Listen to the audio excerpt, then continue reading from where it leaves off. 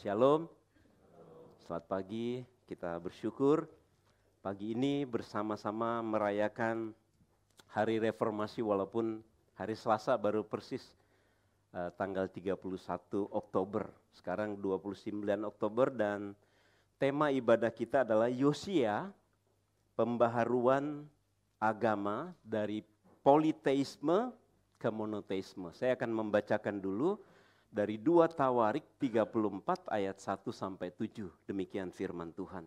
2 Tawarik 34 ayat 1 sampai 7. Raja Yosia dan pembaruan yang dilakukannya. Yosia berumur 8 tahun pada waktu ia menjadi raja dan selama 31 tahun ia memerintah di Yerusalem. Ia melakukan yang benar di mata Tuhan dan mengikuti langkah hidup Daud, bapa leluhurnya. Ia tidak menyimpang ke kanan atau ke kiri. Pada tahun ke-8 pemerintahannya ketika masih muda belia, ia mulai mencari Allah Daud bapa leluhurnya. Pada tahun ke-12 ia mulai menahirkan Yehuda dan Yerusalem dari tempat-tempat pemujaan tiang-tiang berhala, patung-patung pahatan, patung-patung tuangan. Mesbah-mesbah para Baal dirobohkan di hadapannya. Lalu dihancurkannya pedupaan-pedupaan yang di atasnya. Ia meremukkan dan menghancur luluhkan tiang-tiang berhala, patung-patung pahatan, patung-patung tuangan. Lalu menghamburkannya ke atas kuburan orang-orang yang mempersembahkan kurban kepada berhala-berhala itu. Tulang-tulang para imam berhala dibakarnya di atas mesbah-mesbah mereka. Demikianlah ia menahirkan Yehuda dan Yerusalem. Juga di kota Manasye, Efraim, dan Simeon. Sampai ke kota-kota Naftali, di reruntuhan sekitarnya ia merobohkan segala mesbah dan tiang berhala. Meremukkan segala patung pahatan serta menghancur lulukan dan menghancurkan semua pedupaan di seluruh tanah Israel. Sesudah itu ia kembali ke Yerusalem. Luar biasa Bapak Ibu. Kalau baca Yosia ini, bagaimana dia melakukan reformasi di dalam kehidupan umat Israel, walaupun istilah Israel akhirnya lari ke Samaria. Ya, karena Israel artinya juga anak Allah sebetulnya. Jadi sebutannya Yehuda dan Israel, tetapi tentunya mereka semua adalah umat Allah. Dan tema kita Yosia, pembaharuan agama dari politeisme ke monoteisme. Tadinya juga sebetulnya monoteisme ke politeisme lalu ke monoteisme lagi. Karena Allah kita adalah Allah yang esa, Allah yang ehad, ya, Allah yang kudus, yang sudah memilih umat Israel untuk menjadi umatnya. Ada fenomena yang menarik sebetulnya di dalam dunia ini yang menjadi problem, masalah, ya, yang mengganggu kerohanian daripada semua orang atau fenomena keagamaan yang ada di seluruh dunia ini. Ya, di sini fenomena yang disebut dengan religious addiction. Religion is the opium for the people. Itu dikatakan Karl Marx tahun 1843. Orang senang beragama tetapi belum tentu spiritual. Religius tapi enggak rohani. Religius adalah sistem ibadah. Religius adalah tata ibadah. Religius itu adalah kegiatan-kegiatan agama, pergi ke gereja, memberi persepuluhan, berdoa, melayani Tuhan. Tetapi belum tentu aktivitas itu atau religius itu menjadi sesuatu yang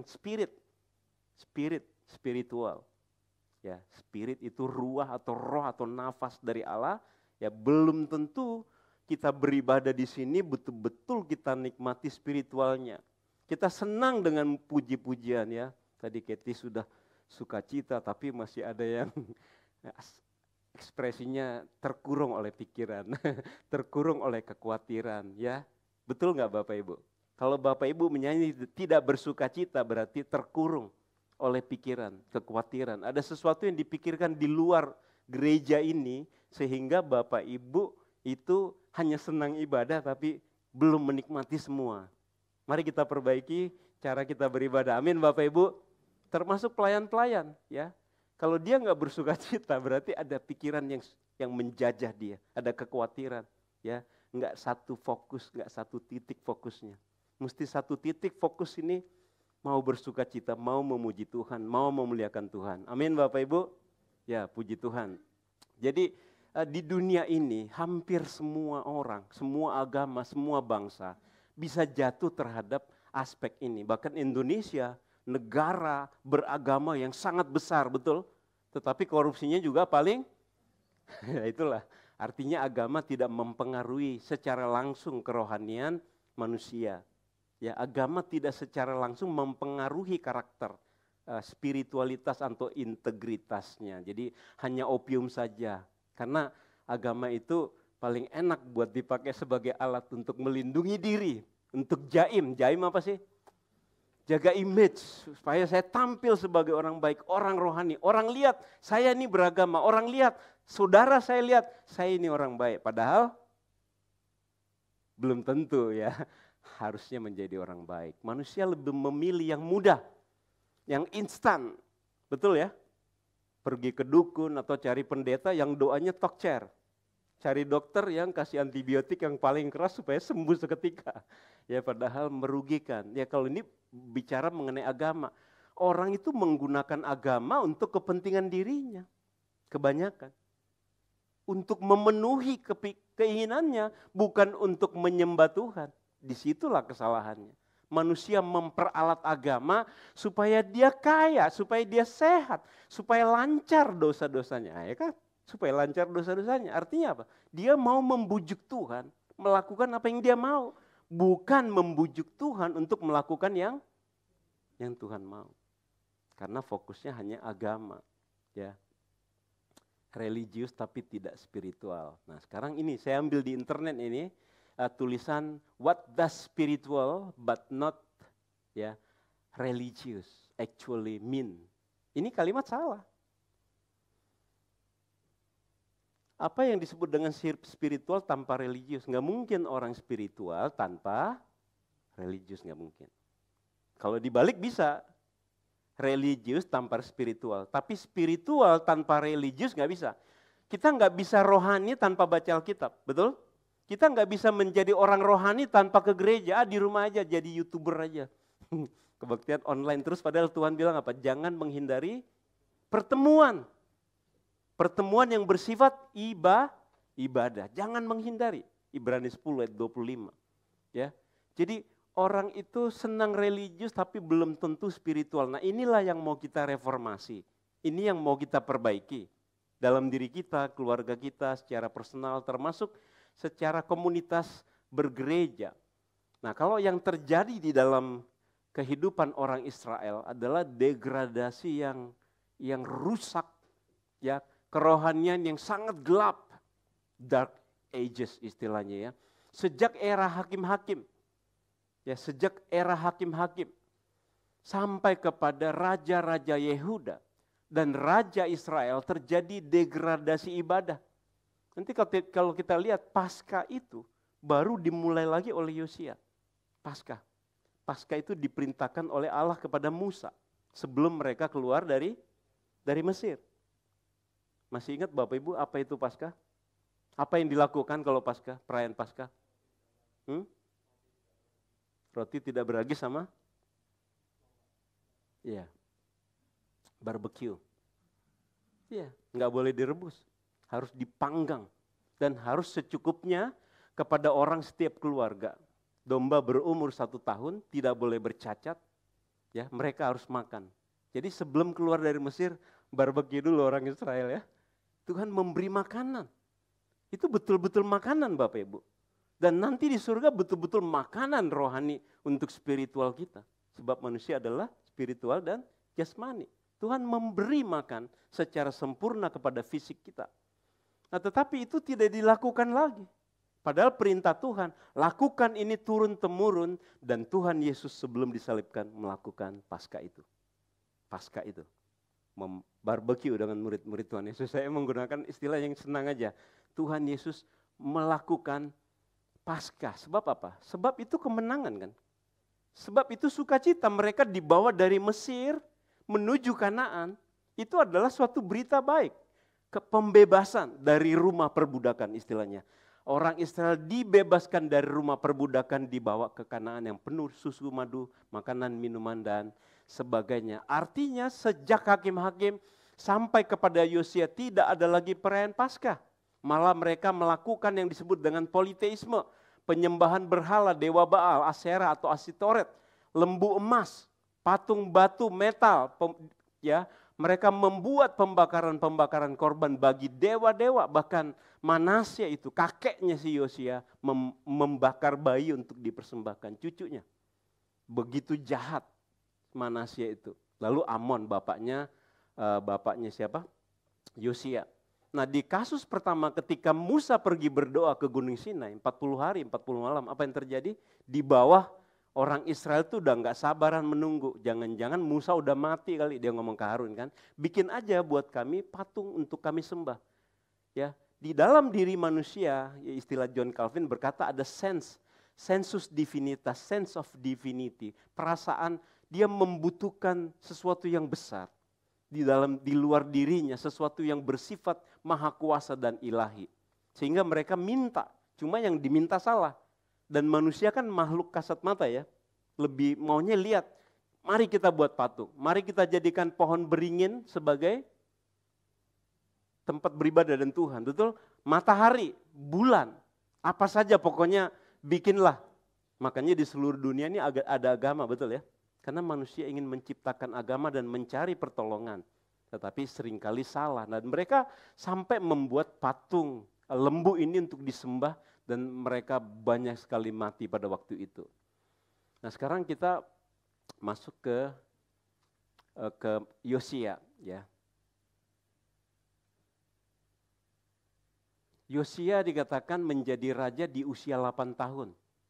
Dan Yosia ini sudah dinubuatkan sebetulnya oleh Tuhan ya ketika terjadi perpisahan antara Israel di selatan lalu di utara ya, lalu anak buah daripada Salomo itu ajudan Salomo yang namanya Yerobeam itu membawa 10 suku Israel ke Samaria. Ya Samaria itu disebut Samaria karena ada gunung di sana bernama Semer, pemiliknya Semer ya, lalu dibeli oleh Omri ya, lalu dijadikan Samaria namanya. Itu ceritanya. Ya, jadi ada 10 suku Israel pergi ke sana, lalu Yehuda dan Benyamin masih di Yerusalem.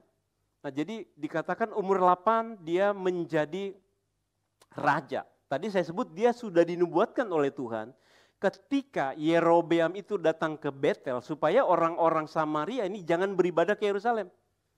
Takut nanti apa? Wah saya ditinggalin, saya bukan raja lagi nanti. Ya baru terjadi perpecahan raja, dia mau supaya orang Israel yang ada di Israel dan kerajaan Israel maunya menyembah dia sebagai raja. Supaya jangan pada pergi balik ibadah di Yerusalem, dia bangun lagi di Dan dan di Betel. Dia bikin 2 patung lembu. Di Dan, di Betel itu udah mau dekat ke Yerusalem. Besar sekali areanya.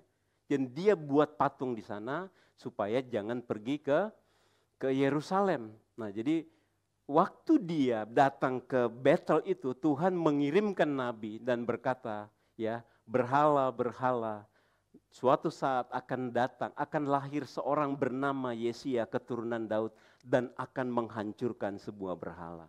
Berarti apa? Yosia kelahirannya sudah dinubuatkan Tuhan, dipersiapkan oleh Tuhan untuk menghancurkan berhala itu. Dan saat itu juga berhala yang sedang dibuat oleh si Yerobeam itu dihancurkan. Tuhan sampai dia stroke sebab nabi itu mau dipukul sama dia, tangannya stroke, tapi dia minta didoakan oleh nabi itu supaya dia sembuh lagi. Kita lanjut. Masa hidup Yosia 640 sampai 609 sebelum Kristus. Ya sekarang Masehi udah diganti ya. Betul ya? Sebelum Yesus Kristus. Ya. Udah diganti ya. Kalau nggak salah udah diganti oleh Menteri Agama sekarang, bukan sebelum Masehi lagi. Sebelum Yesus Kristus, emang Masehi apa? Nggak jelas kan? Mestinya Mesias, sebelum Mesias begitu. Mesias dengan Kristus sama, yang diurapi. Nah jadi sebelum Kristus, dan dia memerintah selama 31 tahun, umurnya 8 tahun sebagai raja. Nah Bapak Ibu, di sini kita lihat masa hidupnya dia 640 sampai 9 sebelum Yesus datang. Nah, kapan orang Israel dibawa ke Babel? Kalau Samaria dibawa Asur, negara Asur. Ya, duluan. Nah, orang yang ada di Yehuda, yang ada di Yerusalem dibawa 586. Berarti kira-kira 20 tahun sesudah Yosia mati. Barulah orang Israel itu dibawa oleh Nebukadnezar II masuk ke bait Allah, semua harta, semua peralatan ibadah itu dibawa semua ke Babel. Ya, Bapak Ibu bisa lihat sampai 2 Tawarik 36. Dan apa yang dilakukan oleh Yosia adalah reformasi agama dan spiritual. Jadi bukan hanya agama, bukan hanya ritual, tapi ritual itu harus dibenahi. Ibadah harus dibenahi. Sistem ibadah harus dibenahi baru bisa menghasilkan kerohanian. Betul Bapak Ibu, setuju ya? Tata ibadah pribadi Bapak Ibu. Saat teduhnya, oh ya udah Pak, sambil goreng-goreng dengar saat teduh tadi Pak, YouTube. Ada yang gitu? Nggak ada ya? Sini nggak ada yang ngaku. Bercanda ya. Kalau Bapak Ibu sudah saat teduh sambil tiduran, dengar YouTube, sambil masak, dengar MP3 yang dikirim oleh hamba Tuhan atau gereja, berarti sistemnya sudah sah, ritualnya sudah salah. Sudah pasti, kalau ritualnya salah, enggak pasti tidak akan menjadi rohani. Enggak menjadi spiritual, enggak memberi dampak. Nanti ditanya 5 menit lagi juga kalau nanya ya, udah satu dulu, udah. Ayatnya apa? Lupa dia ayatnya. Isinya apa? Lupa dan sebagainya. Berarti ada sistem yang salah. Ya, jadi reformasi yang dilakukan oleh Yosia itu bukan hanya agama, tetapi betul-betul masuk kepada kerohanian. Dan selama 20 tahun Tuhan mengizinkan orang Israel hidup tenang 20 tahun akibat daripada kepemimpinan rohani Yosia, mereka aman.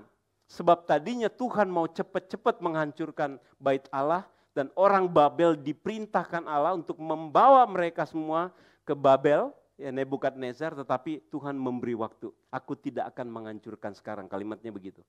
Aku tidak akan menghancurkan sebab engkau betul-betul menyesal dan mau memperbaiki ibadah di Yerusalem. Itu yang terjadi. Nah, jadi Yosia ya, dia berumur 8 tahun dan menjadi raja 31 tahun lamanya, dan 31 tahun itu dikatakan ia melakukan apa yang benar di mata Tuhan. Ia melakukan apa yang benar di mata Tuhan seperti Daud bapa leluhurnya, dan tidak menyimpang ke kanan, tidak menyimpang ke kiri. Maksudnya apa? Tidak neko-neko, tidak pura-pura, tidak main dualisme. Kadang beribadah, kadang tidak beribadah. Kadang integritas, kadang tidak berintegritas. Tidak, dia betul-betul lurus, dia betul-betul komitmen melakukan firman Tuhan di dalam hidupnya. Ia melakukan apa yang benar di mata Tuhan, bukan di mata manusia. Betul?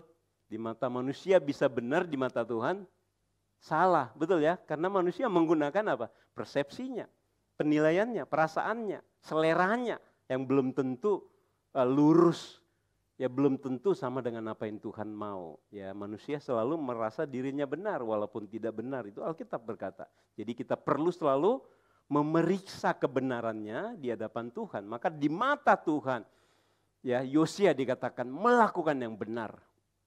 Nah, pada tahun ke-8 pemerintahannya, ia masih muda belia, dia mulai mencari Allah.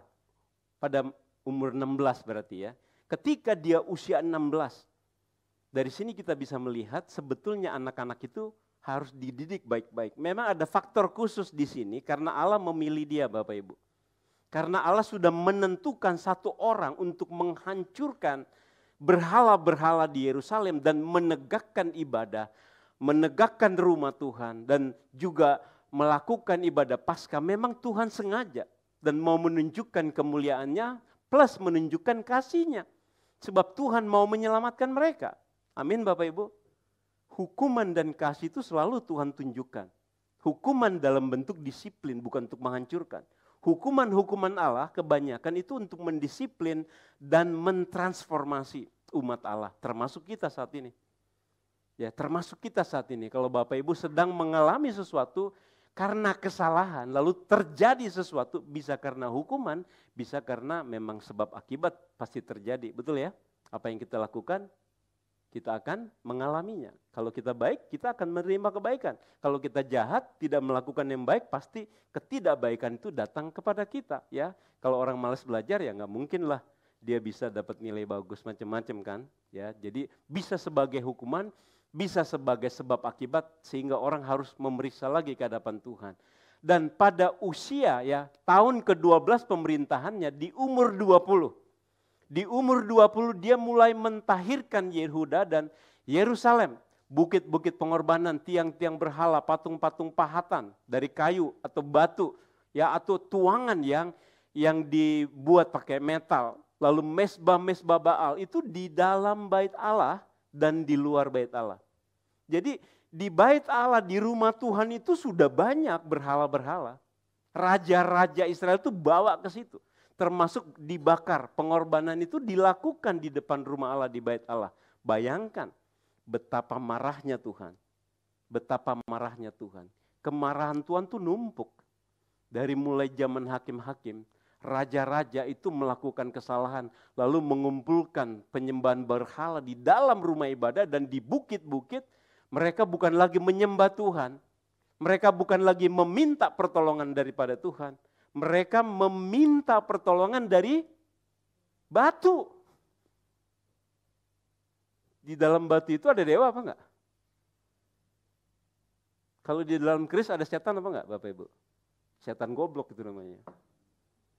Enggak ada setan di dalam keris, di dalam gentong, apalagi bisa ditangkap ya. Ada acara TV kan nangkap iblis ya, nangkap setan. Iblis sama setan kan sama, hantu. Mana bisa ditangkap? Dia kan roh. Roh tidak bisa dibatasi oleh ruang dan waktu. Roh Tuhan terutama, kalau setan kan bisa diusir ya. Setan bisa diusir, tapi malaikat Tuhan kalau datang nggak bisa diusir. Apalagi Tuhan yang datang nggak ada yang bisa ngusir. Ya, jadi mereka itu menyembah benda-benda mati. Ya, menyembah benda-benda mati.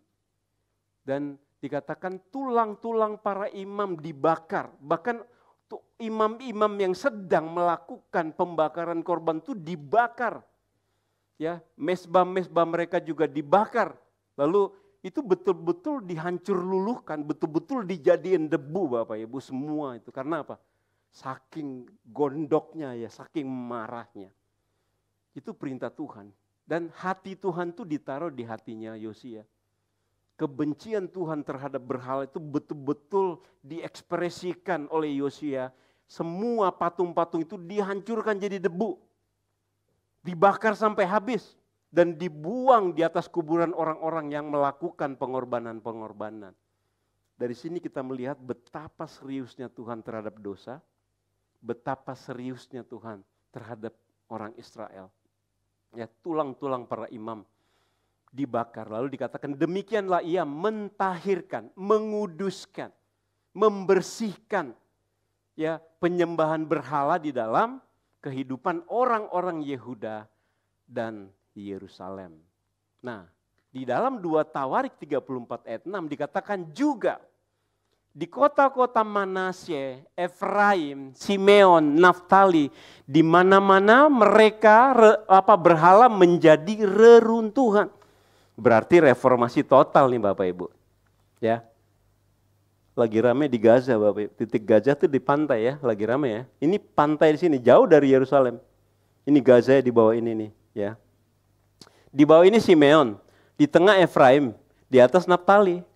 Berarti apa? Seluruh daerah Israel, bukan hanya Yehuda dan Yerusalem yang direformasi oleh Yosia. Semua, bahkan dikatakan semua menjadi reruntuhan. Dan tidak ada lagi raja yang baik di Israel.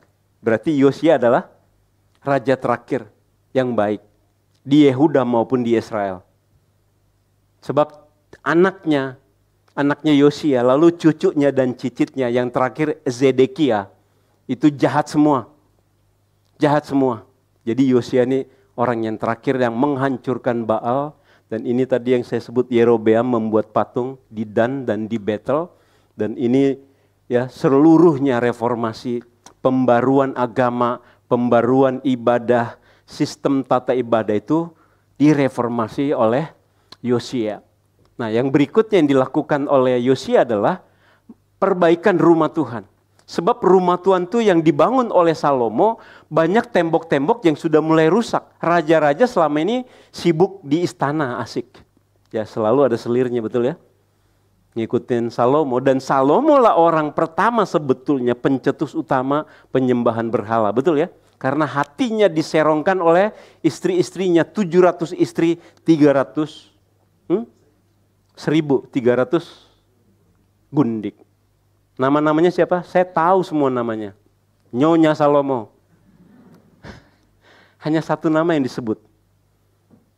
Ibu dari Rehabeam, anaknya dia. Yang menjadi raja di Yehuda. Namanya adalah gampang. Namanya adalah Naamah. Namanya siapa? Naamah. Semua ibu raja pasti disebut di Israel. Semua. Mau raja di Yehuda, mau raja di Israel. Kenapa? Karena nanti akan diurut kepada Yesus. Berkaitan dengan silsilah. Ibu dari semua raja itu disebut. Karena supaya jelas nanti sampai kepada zaman Yusuf itu nama-nama itu jelas. Bukan bohongan. Kalau kita Bapak Ibu belajar Al-Quran itu nggak ada timeline. Alkitab itu bicara Firaun berapa? Firaun 1 dan 2. Darius 1 dan 2. Nebukadnezar 1 dan 2. Herodes 1 dan 2. Jelas, detail timeline-nya sama dengan timeline sejarah. Betul Bapak Ibu? Tapi kalau Bapak Ibu, ini bukan menjelekkan, tapi fakta. Kalau kita belajar juga di kampus, nggak ada timeline-nya. Jadi mereka juga bingung, ini tahun berapa kejadiannya? Firaun yang mana? Pokoknya ya begitu, jadi mereka kebingungan. Ya, sampai ada di gereja kami seorang driver Gojek, dia belajar sendiri dari YouTube. Yakin bener Pak saya ini Pak, ini Alkitab ada timeline-nya. Dia ngomong gitu. Ada urutan sejarahnya ya bahasanya. Dia ada urutan sejarah, saya bilang timeline. Ada urutan sejarah, data-data seturut dengan perjalanan sejarah. Nah, jadi dikatakan dalam tahun ke-18 tambah 8 berarti umur 26 ya. Zaman Raja Yosia, Raja menyuruh Safan bin Azalia bin Mesulam, panitra, pejabat negara, ya pejabat raja, ke rumah Tuhan katanya. Pergilah kepada imam besar Hilkiah, suruh dia menyerahkan seluruh uang yang telah dibawa ke rumah Tuhan, yang telah dikumpulkan dari pihak rakyat oleh penjaga-penjaga pintu, termasuk dari Yosia sendiri dan semua orang yang diperintahkan untuk mengumpulkan dana untuk membangun rumah. Baiklah itu diberikan kepada tangan para pekerja yang diangkat untuk mengawasi rumah Tuhan, supaya diberikan kepada tukang-tukang yang ada di rumah Tuhan untuk memperbaiki kerusakan rumah itu. Tukang metal, tukang kayu, tukang batu, masing-masing menurut skillnya. Mereka punya skill yang sudah diberikan oleh Tuhan dari awal semenjak ya zaman Musa itu, skill-skill itu berasal dari Tuhan dan masing-masing orang punya talenta dan rumah itu dibangun oleh Tuhan. Selama ini dibiarkan runtuh. Kalau Bapak Ibu lihat nanti kitab Hagai, sesudah mereka pulang, ini ceritanya udah lain lagi. Sesudah semua bait Allah dihancurkan Nebukadnezar, sesudah 70 tahun baliklah orang Israel ke Yerusalem. Lalu mereka sibuk bangun rumah mereka. Tuhan bilang, sudah siapkah waktunya kamu membangun rumah dan dipapani dengan bagus? Kayu jati kali ya. Kayu waktu itu di sana. Sampai Tuhan bilang, tapi engkau mengabaikan rumahku. Kapan kamu mau bangun rumahku? Perhatikan dirimu. Kamu menabur banyak, kamu menuai sedikit. Kamu bekerja banyak, hasilmu, pundi-pundimu bolong. Rekeningnya bolong, kantongnya bolong. Karena apa? Karena kamu mengabaikan rumah Tuhan. Jangan abaikan rumah Tuhan. Sekarang rumah Tuhan gak diperlukan karena tidak memerlukan lagi korban. Karena Yesus sudah membayar korban. Rumah Tuhan sekarang bukan untuk korban-korban, bukan bakar-bakaran, bukan barbecue lagi. Untuk beribadah, persekutuan ibadah namanya. Saya lanjutkan. Ya, dan akhirnya rumah itu dibangun sampai selesai. Ya, yang dibangun oleh Salomo rusak diperbaiki lagi. Ya, nanti sesudah mati Yosia baru dihancurkan oleh Nebukadnezar. Nah, sekarang perayaan Paskah. 2 Tawarik 35 ayat 1. Kemudian Yosia merayakan Paskah bagi Tuhan, dan ini terjadi ketika dia dapat kitab Taurat dari Hilkia. Nabi Hilkia lalu berikan kepada Safan, pejabat negara. Tolong berikan ini kepada Raja Yosia, dan Safan itu membacakan kitab Taurat itu, ya, mengenai Paskah, mengenai jangan menyembah Allah, jangan membuat patung yang menyerupai apapun untuk disembah. Itu masuk langsung, bikin dia bergetar sampai dia robek baju dan jubahnya. Gimana orang punya perasaan seperti itu, Bapak Ibu? Memang ada Tuhan bekerja, tetapi ya memang ini juga Tuhan sudah persiapkan dia menjadi orang yang akan dipakai menghancurkan berhala dan menegakkan ibadah, sehingga kita harus mencontoh apa yang dilakukan Yosia ini. Kemudian Yosia merayakan Paskah bagi Tuhan di Yerusalem.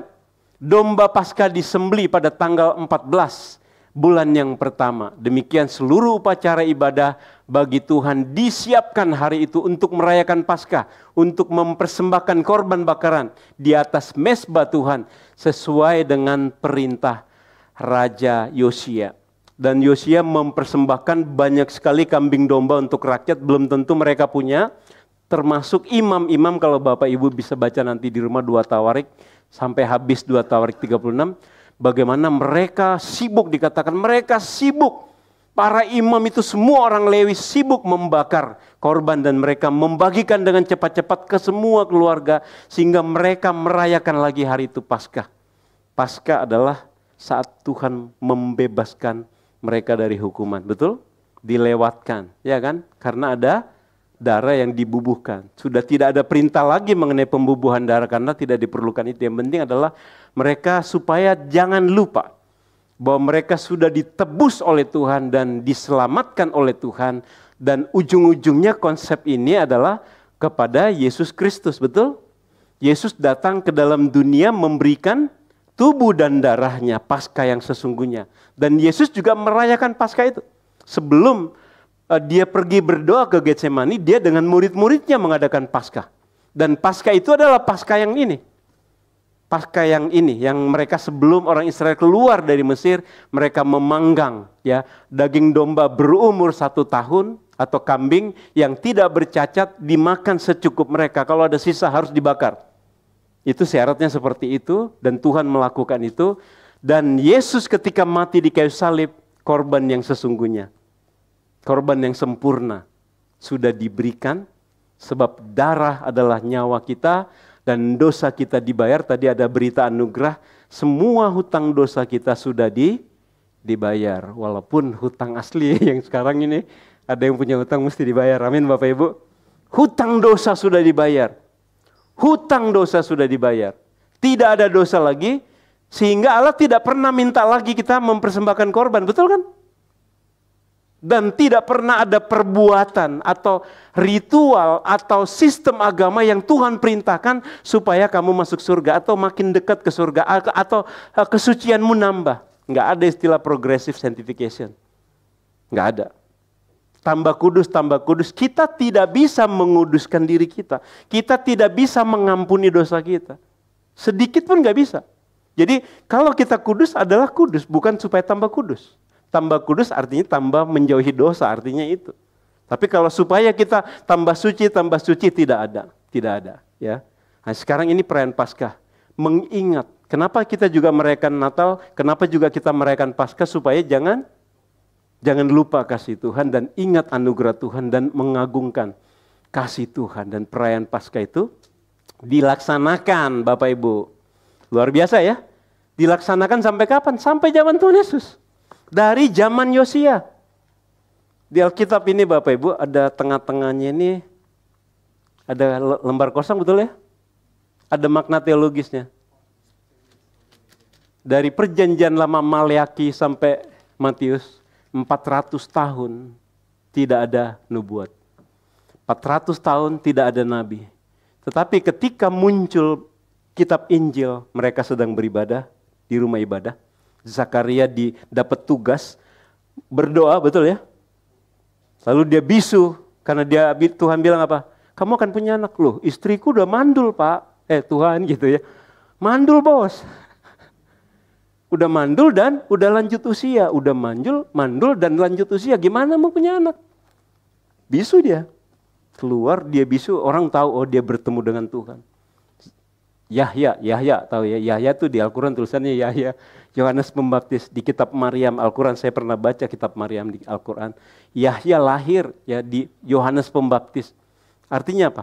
Selama 400 tahun ya, ini perayaan Paskah dilaksanakan. Yosia yang menegakkan perayaan Paskah sampai Tuhan Yesus juga merayakan Paskah. Artinya apa? Dampak reformasi itu ratusan tahun ya. Reformasi dari zamannya Martin Luther sampai sekarang ini udah 500 tahun lebih. 500 tahun lebih.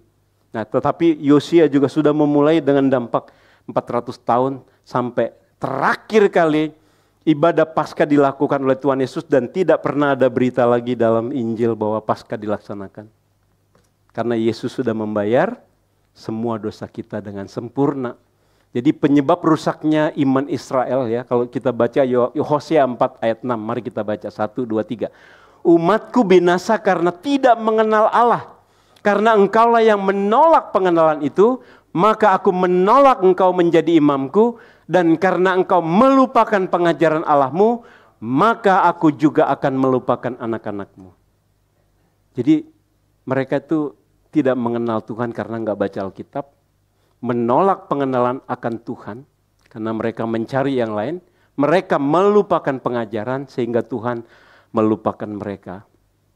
Jadi ketika Yosia mendengar Taurat dibacakan, dia langsung merobek jubahnya, bajunya, dan Tuhan bilang, karena engkau menyesal, maka aku tidak menghancurkan Yerusalem saat ini dan akan ada masa damai sejahtera di Yerusalem karena Yosia.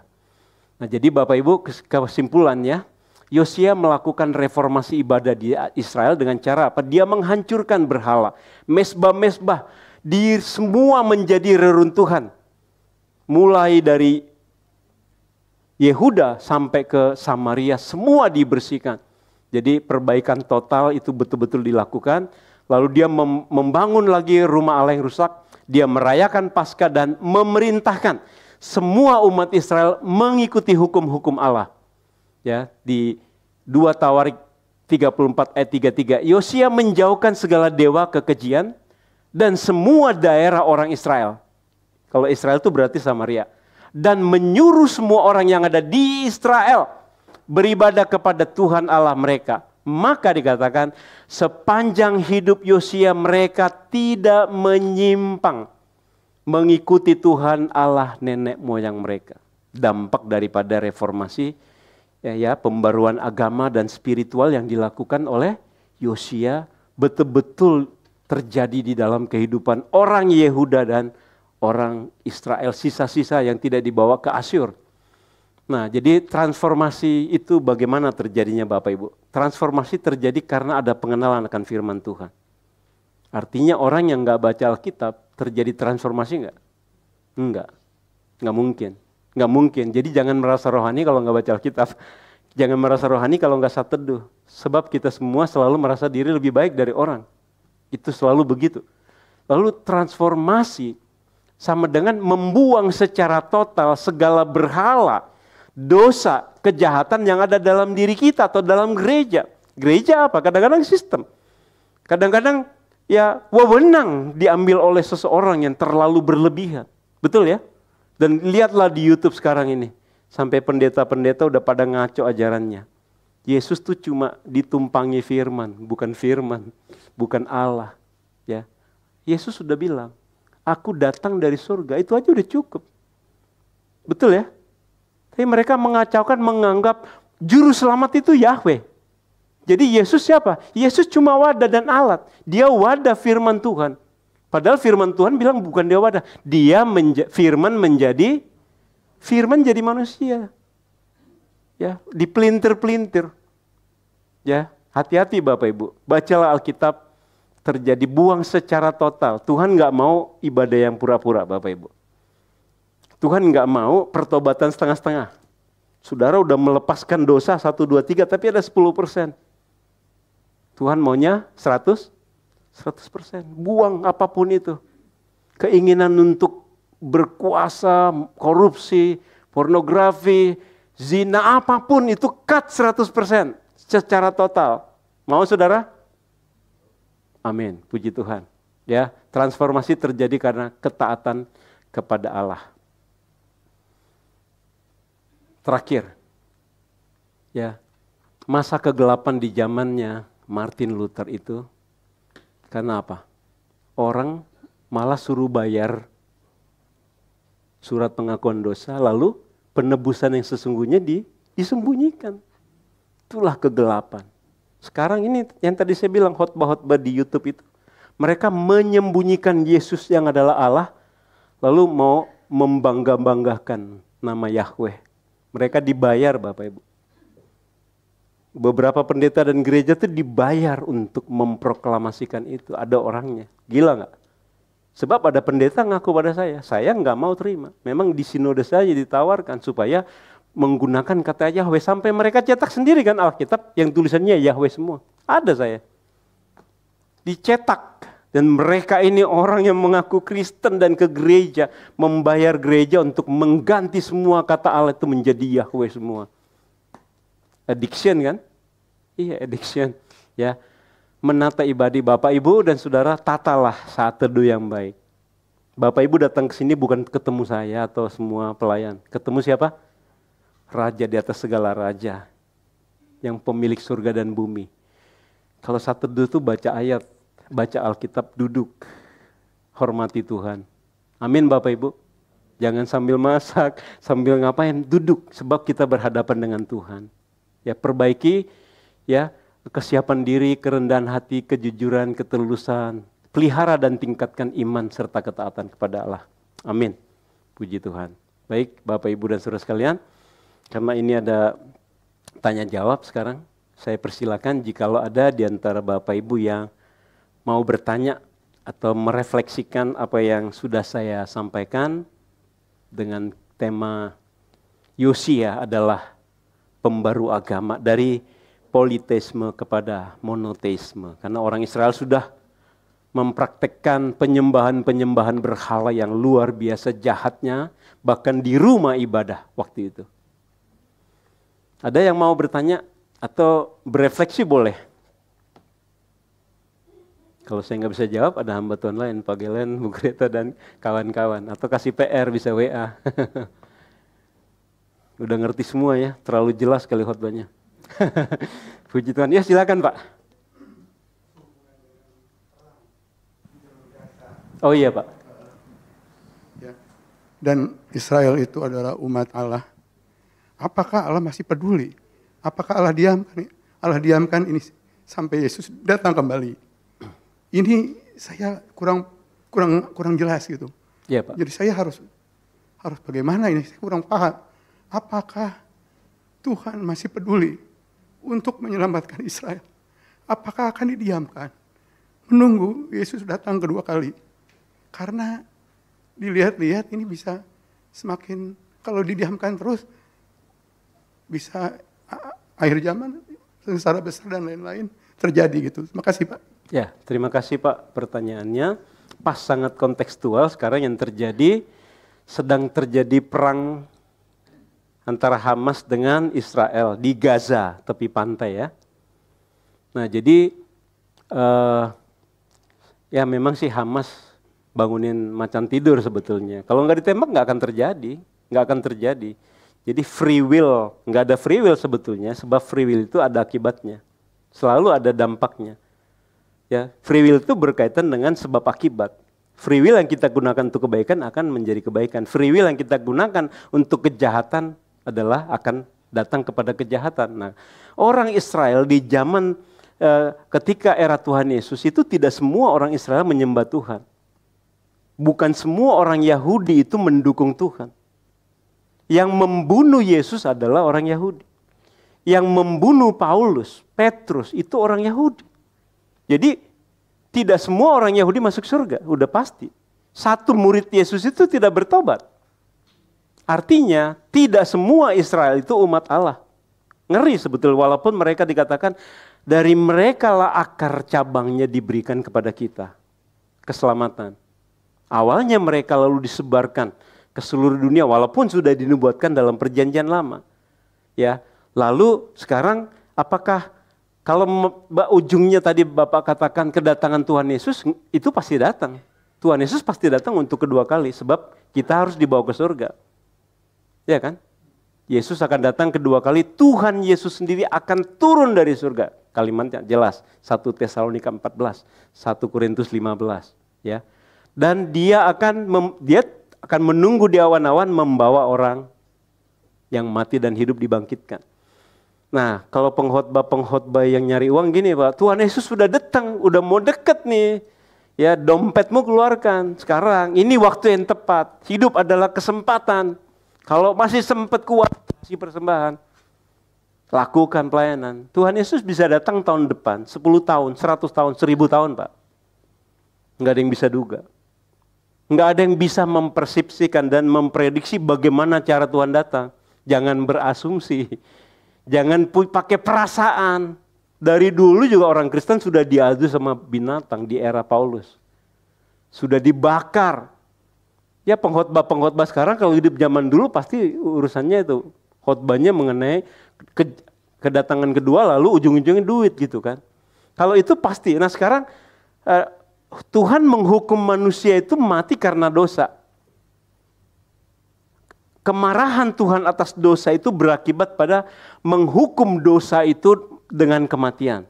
Semua manusia sudah berdosa termasuk orang Israel. Semua manusia semenjak Adam dan Hawa jatuh dalam dosa, saat itu semua manusia sudah ke neraka tanpa terkecuali. Lalu Tuhan mau menyelamatkan satu bangsa dan seluruh bangsa. Tuhan memilih orang Israel bukan karena cakep, bukan karena pinter, bukan karena baik.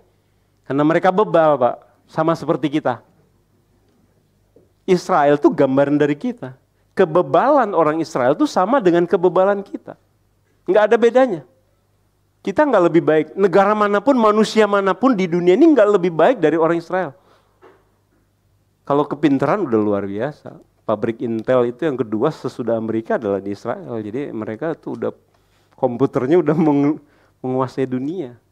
Jadi sekarang perang, apakah Tuhan tidak mengasihi Israel? Yang Israel dengan kita ini sama sekarang, apa bedanya? Di Israel ada orang Kristen, Israel dikit.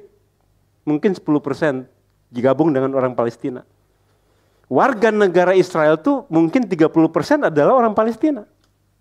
Warga Israel, warga negara dan mereka boleh menjadi perwira, pejabat negara. Orang Palestina Islam.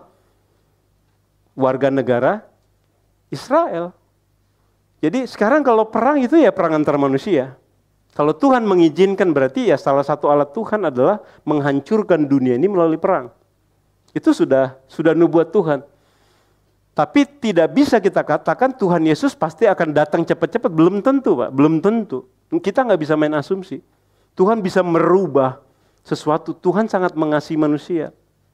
Buktinya sekarang ya, walaupun sekarang misalnya hamba Tuhan kalau khotbah-khotbah kedukaan, kita pasti masuk surga, tidak ada tangis, tidak ada derita, tidak ada baperan, tidak ada sakitnya tuh di sini, di sana ada sukacita. Siapa yang mau mati sekarang? Nggak ada kan? Karena apa? Hidup itu, life is beautiful, ya betul ya? Hidup itu indah. Nah apakah Tuhan tidak mengasihi Israel? Tuhan tidak menyelamatkan semua Israel Pak, dan tidak semua orang Israel percaya Tuhan. Israel yang sekarang adalah kita. Seluruh dunia, Israel, anak-anak Allah, gitu. Bukan satu kotak di itu, bukan. Mereka adalah sebagian. Perang akan terjadi, kasih Tuhan sekarang itu merata kepada seluruh dunia, gitu. Cukup Pak, jawabannya. Ada lagi? Iya Pak.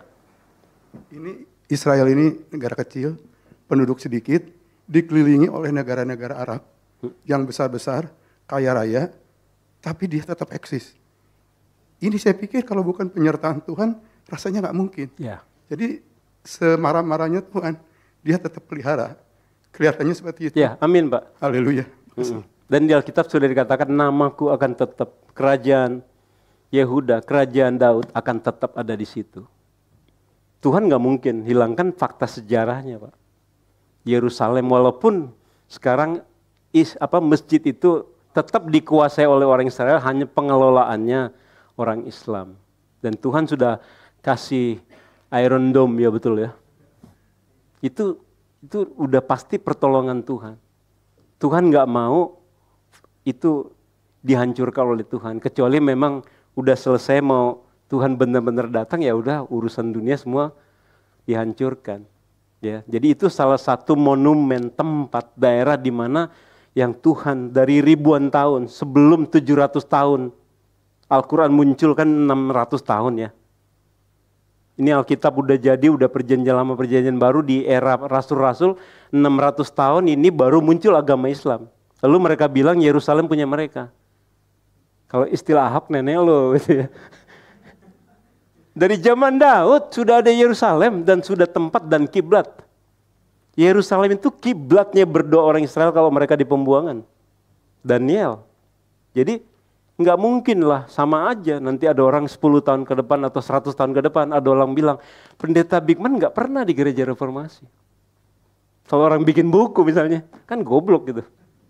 Sama, nggak mungkin lah orang yang 600 tahun buku muncul bilang Yesus tidak disalib, kan cerita omong kosong, betul apa enggak? Kita tidak menghina, tapi fakta yang terjadi seperti itu. Jadi nggak sama Isa di Al-Quran sama di Alkitab, beda. Karena Isa yang di Al-Quran tidak disalibkan, diganti orang. Isa yang di Al-Quran itu nggak sama. Beritanya mungkin ada yang sama gitu loh. Berita mengenai Yesus yang membangkitkan orang mati, menyembuhkan orang sakit, ya, yang lumpuh menjadi mendengar, enggak ya? Jalan ya. Ya gitu kira-kira. Tuhan di sini sudah ada Pak. Tuhan akan meletakkan namanya tetap di situ sampai Tuhan mau, apa yang Tuhan mau terjadi bisa terjadi. Ya, jadi saya yakin sekali memang Tuhan tetap memelihara Yerusalem dan orang Israel itu umat pilihan Tuhan. Ya, kita harus kalau di gereja-gereja tertentu kalau saya khotbah pasti ada doa untuk Israel. Enggak salah karena dari sana akar pohon keselamatan diberikan kepada kita. Alkitab berkata demikian. Kita dicangkokkan kepada Israel yang pertama keselamatan dianugerahkan dan jadi kita nggak bisa melupakan. Ya sama-sama anak Tuhan, betul ya? Dan itulah umat pilihan Tuhan, umat yang dikasihi Tuhan. Pasti Tuhan melindungi mereka juga saat ini.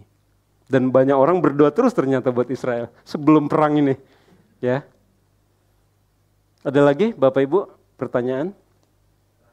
Oh iya, terakhir. Silakan Pak. Kalau Yosia raja yang baik yang terakhir. Kalau ini pertanyaan terakhir. Ya Pak, silakan. Oke, saya kembali ke topik Pak, bahwa tema hari ini kan pembaruannya Yosia ya, Yosia. Nah, kalau cerita Yosia tadi sangat bagus ya, kelihatannya semua berjalan dengan baik. Namun realita di dalam hidup tidak seindah itu kan begitu ya Pak ya. Bagaimana kita bisa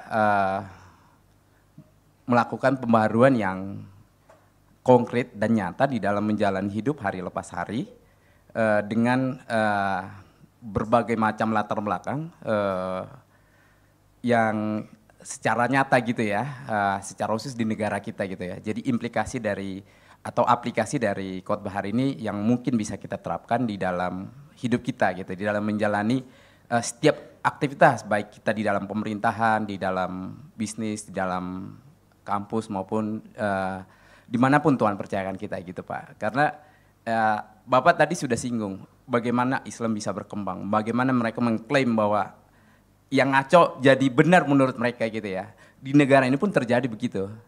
Bagaimana sikap kita sebagai orang percaya supaya kita bisa hidup melakukan pembaruan yang benar. Terima kasih Pak. Ya, terima kasih Pak pertanyaannya. Saya jawab dengan nomor 1 dan 2, 3 ini. Secara pribadi, perbaiki, carilah pengenalan akan Tuhan sesuai lagu sebelum firman Tuhan tadi. Mau dekat di altar Tuhan? Ya, ini kenapa depan kosong saya nggak tahu. Bapak Ibu rendah hati atau takut ketemu Tuhan? Saya nggak tahu.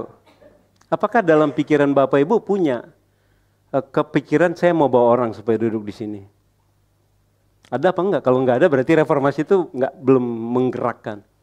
Ya, sebab Yosia tuh membawa orang. Tuhan nggak nyuruh dia gimana-gimana, pokoknya sampai ke Israel. Jadi cari pengenalan akan Tuhan dengan tekun. Yang kedua, tata ibadah pribadi, tadi saya bilang ibadah pribadi di rumah saat teduh. Kalau ada orang nanya, boleh nggak orang Kristen nggak saat teduh? Kalau secara teoretikal ya boleh lah. Cuma secara spiritual kamu mau kenal Tuhan, mau ketemu Tuhan apa enggak? Mau berdoa atau mau mengandalkan dirimu hari ini?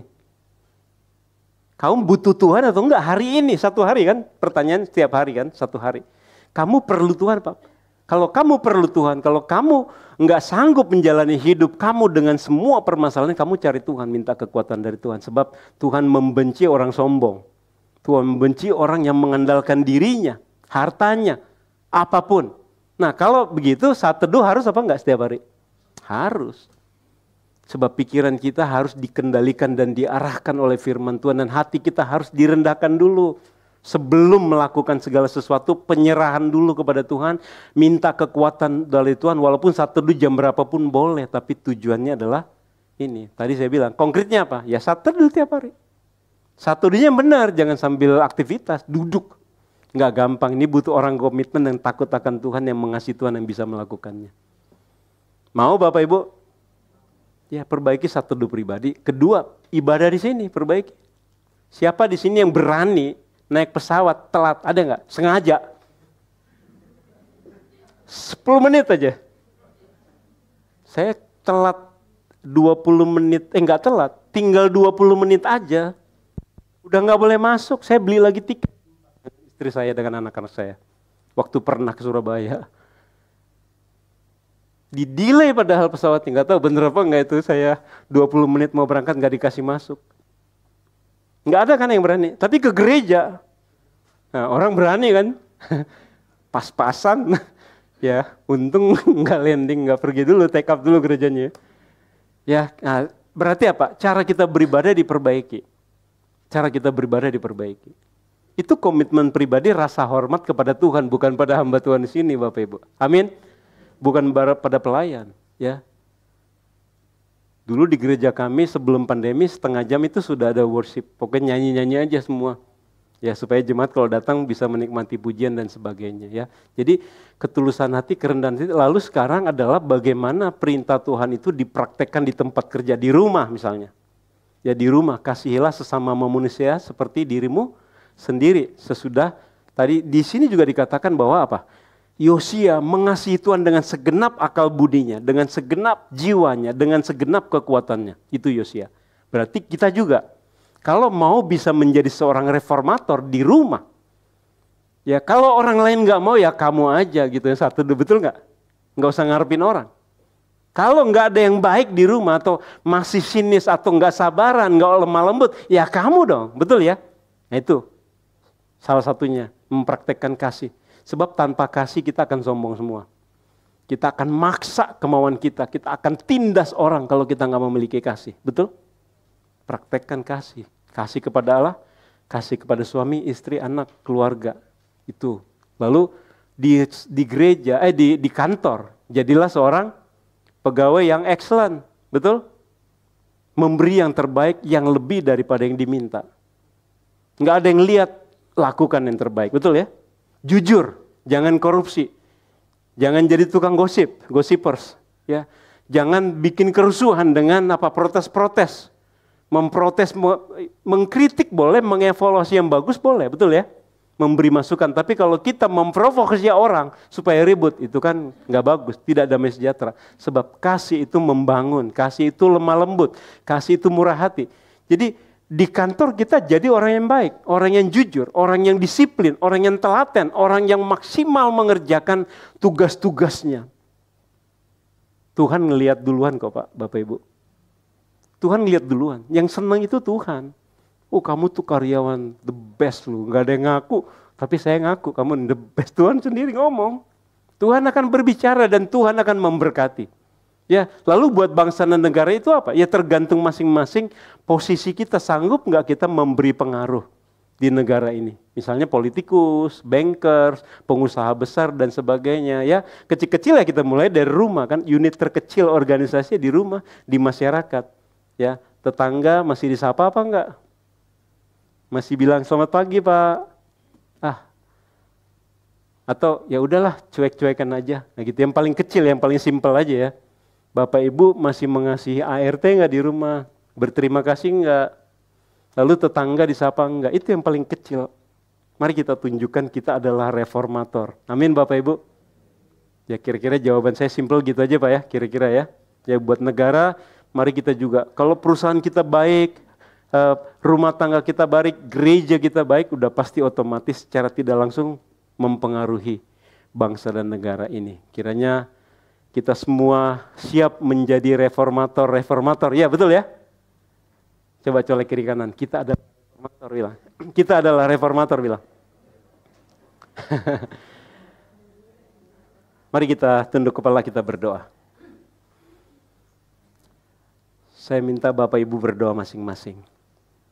Dimampukan menjadi agen perubahan. Menata perubahan pribadi, memperbaiki saat teduh, ibadah pribadi, menyanyi di rumah, membaca Alkitab di rumah, berdoa di rumah. Bahkan ketika tengah malam bangun, berdoalah untuk masalahmu, untuk gerejamu, untuk apapun.